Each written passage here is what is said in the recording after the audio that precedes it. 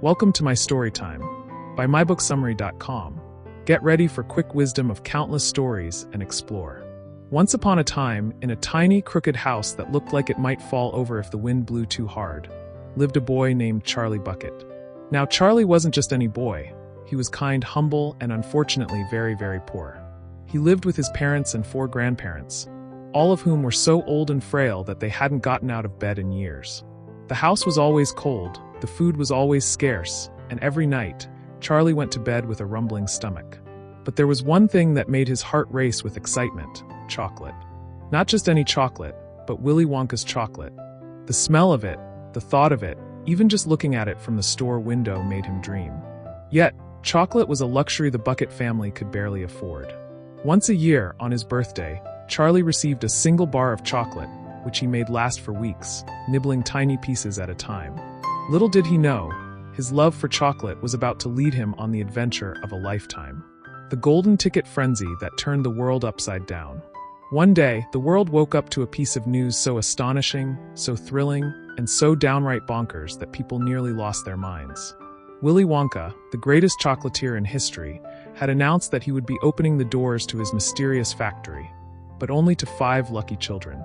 Hidden inside 5 ordinary Wonka chocolate bars were golden tickets, and whoever found one would get the chance to step inside the legendary factory, see its secrets, and win a lifetime supply of chocolate. And just like that, chaos erupted. Grown men and women fought over chocolate bars in stores. People spent their entire life savings buying Wonka bars by the truckload. One woman even traded her husband's collection of rare parrots for a single case of chocolate. And slowly, one by one, the tickets were found. Meet the winners, a bizarre bunch of kids. The first ticket was found by Augustus Gloop, a boy who loved food more than he loved breathing. He was round, plump, and had a habit of stuffing his face at all times. His parents called him a growing boy, but the only thing growing was his stomach. The second ticket was snatched up by Veruca Salt, a rich, bratty girl who never heard the word no in her life. When she wanted something, she screamed until she got it. And when her father heard about the golden tickets, he bought thousands of chocolate bars and forced his factory workers to unwrap them until they found one. The third ticket was claimed by Violet Beauregard, a girl who was so obsessed with chewing gum that she hadn't stopped chewing in 3 months straight. She bragged about everything: her records, her achievements, even her ability to chew gum better than anyone else. The fourth ticket belonged to Mike TV, a boy who only cared about TV and video games. He thought books were boring, people were annoying, and the only thing that mattered was watching westerns and pretending to shoot things. And then, after weeks of madness, when the world had almost lost hope, the final golden ticket appeared. Charlie's miraculous luck that changed his life. On an ordinary day, while walking home from school, Charlie found a crumpled dollar bill lying in the snow. His first thought: buy food for his starving family. But something pulled him toward the candy store, and before he could stop himself, he bought a Wonka bar, just one. He tore off the wrapper, heart pounding, hands shaking, expecting nothing. And there it was, the 5th and final golden ticket. People gasped, screamed, and tried to buy it off him, but Charlie clutched the ticket as if his life depended on it. He ran home so fast his feet barely touched the ground, bursting through the door with the news that changed everything. The factory doors opened to a world beyond imagination. The day of the factory tour arrived, and Charlie stood at the massive iron gates, shivering with excitement. The other ticket winners stood beside him, Augustus stuffing his face, Veruca bossing her father around, Violet smacking her gum, and Mike looking bored. Then suddenly the gate swung open, and out stepped Willy Wonka himself, a strange, whimsical man with a purple velvet coat, a top hat, and eyes that twinkled like he knew 1,000 secrets.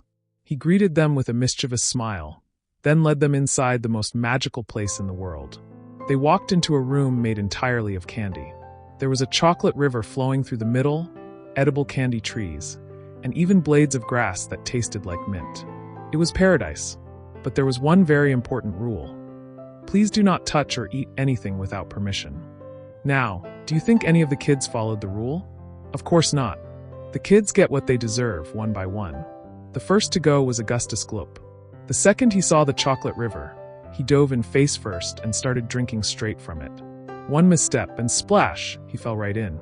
The chocolate carried him away, and before anyone could stop it, he was sucked up a giant pipe and vanished. The next to go was Veruca Salt. She saw Wonka's trained squirrels, which could crack nuts with perfect precision, and she wanted one. When Wonka refused, she stomped right into their cage, demanding, "I want a squirrel." Bad move.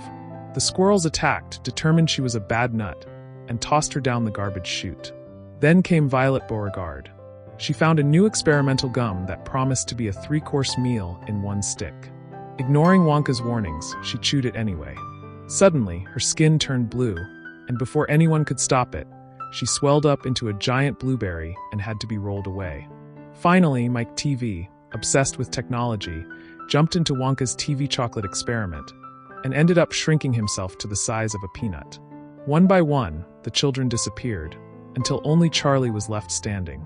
Charlie wins the greatest prize of all. As Charlie stood in the empty factory, confused, Willy Wonka turned to him and said the words that changed his life forever. "Congratulations, my dear boy. You have won the greatest prize of all."